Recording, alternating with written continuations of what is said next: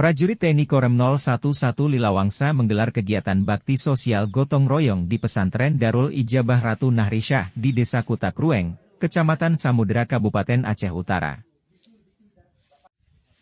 Komandan Korem 011 Lilawangsa Kolonel Infantri Ali Imran mengatakan, kegiatan ini dilakukan sebagai bentuk kepedulian TNI terhadap kondisi pesantren yang dinilai kurang terawat.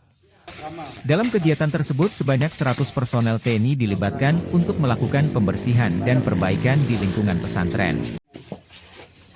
Para prajurit turut membersihkan lingkungan pesantren, memasang keramik di musala, dan memperbaiki fasilitas kamar mandi. Selain itu, Korem 011 Lilawangsa juga membantu pembuatan 30 akta kelahiran bagi para santri sebagai bentuk dukungan administratif. Kolonel Ali Imran menambahkan, kegiatan ini akan terus berlanjut karena TNI hadir di lingkungan daya atau pesantren sebagai bagian dari pembinaan generasi muda yang religius dan berkarakter. Danrem juga menyampaikan bahwa kedepannya akan lahir prajurit-prajurit dari kalangan santri. Bahkan, tidak menutup kemungkinan akan ada ulama yang berasal dari tubuh TNI.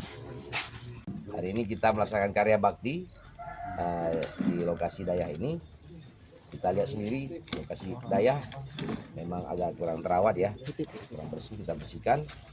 Masjid kita pasang keramik, kemudian kamar mandi kita perbaiki, termasuk ada pembuatan 30 akte kelahiran 30 orang.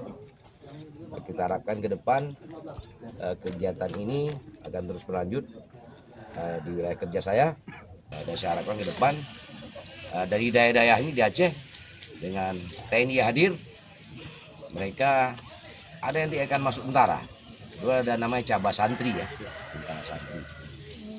Ada yang masuk tentara. Biar kita ke depan di militer ini ada ulama-ulama juga sebagai ujung tombak dan pertahanan. Dari Aceh Utara, Tim Liputan Aceh Video.